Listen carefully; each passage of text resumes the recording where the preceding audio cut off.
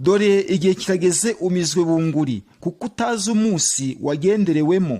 Uricara ukavuga uti ndatuje ndanezerewe, ariko umunsi umwe uzamirwa bunguri, kuko utazi igihe uzatungurirwa. Wariyicariye uradamarara wibwira yuko ukorera Imana, ukajya uvuga uti nkorera Imana, ndayikorera ku munsi wo kujya kuyisenga, mbwiriza ubutumwa kandi abantu benshi bagafashwa. Utazi yuko uri umutindi wo kubabarirwa, utazi yuko muri wowe wuzuwemo n'uburiganya bubi, muri wowe wuzuwemo n'uburiganya bwica, kandi wuzuwemo n'uburozi bubasha kwica abantu benshi. Dore isi igiye kukuruka kandi uzavanwaho, ntabwo uzongera kwibuka ukundi.